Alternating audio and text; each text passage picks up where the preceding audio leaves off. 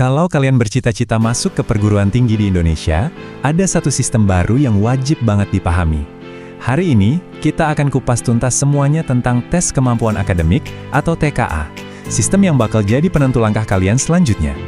Selama bertahun-tahun kan kita kenal ujian nasional atau UN sebagai penentu kelulusan, tapi era itu udah berakhir. Jadi sekarang apa nih aturan main yang baru buat masuk universitas? Perubahannya ini fundamental banget loh. Kalau dulu sistemnya fokus ke kelulusan, sekarang sistemnya lebih ke validasi perjalanan akademik kalian selama ini. Intinya, fokusnya geser total. Dari yang tadinya cuma hafalan, sekarang jadi kemampuan penalaran. Nah, inilah dia, tes kemampuan akademik atau kita sebut aja TKA. Ini adalah sebuah asesmen yang standarnya sama di seluruh Indonesia, dirancang biar evaluasinya lebih adil dan objektif buat semua siswa.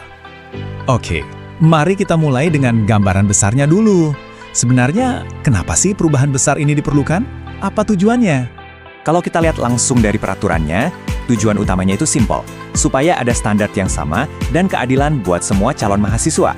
Jadi proses seleksinya jadi lebih terukur dan fair. Nah, fungsi inti dari TK ini bisa kita sebut sebagai kalibrator.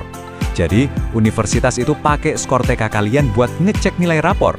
Misalnya, nilai rapor kamu 90. Pertanyaannya, apakah nilai 90 itu beneran nunjukin pemahaman yang kuat kalau diadu dalam skala nasional? Nah, TK inilah yang mengukurnya. Yang menarik, perjalanan TK ini ternyata nggak dimulai pas SMA aja loh. Fondasinya itu udah diletakkan jauh-jauh hari, sejak di tingkat sekolah menengah pertama atau SMP.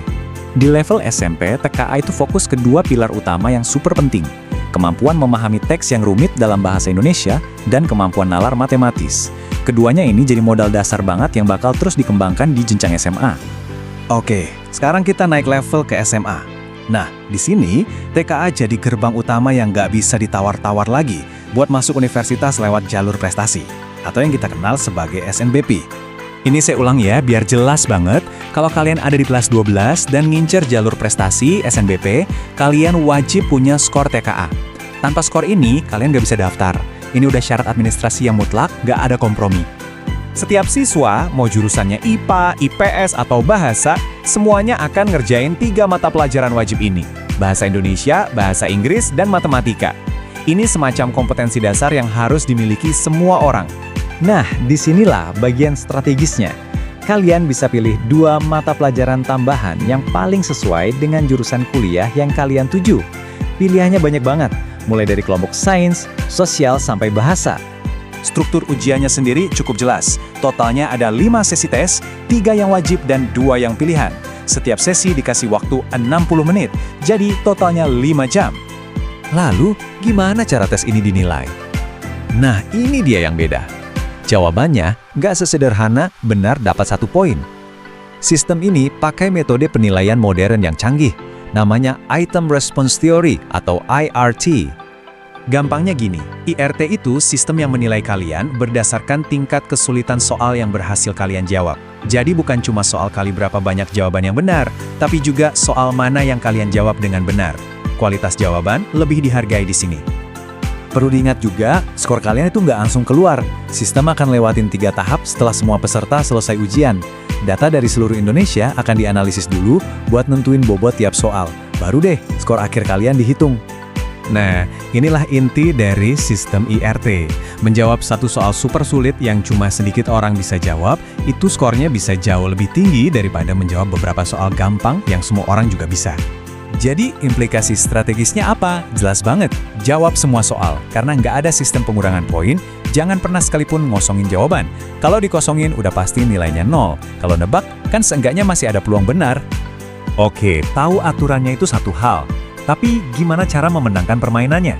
Nah, mari kita bahas beberapa strategi kunci buat memaksimalkan skor TKA kalian.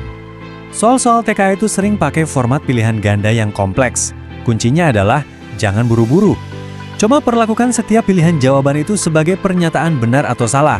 Terus analisis satu persatu, biar nggak kejebak. Kalian cuma punya waktu sekitar 1,5 menit per soal. Jadi manajemen waktu itu segalanya.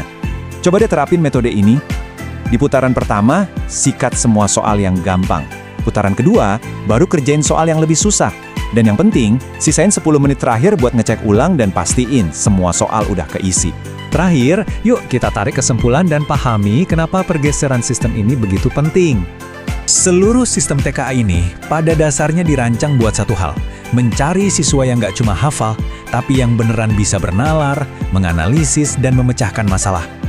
Inilah skill yang sesungguhnya dibutuhkan di dunia kuliah dan kerja nanti. Jadi, prestasi itu bukan lagi sekedar deretan angka di rapor. Ini adalah kesempatan kalian buat menunjukkan kemampuan nalar di panggung nasional. Pertanyaannya sekarang, bagaimana kalian akan menjawab tantangan ini? Sekian dari saya, terima kasih atas perhatiannya. Saya Erik, wassalam.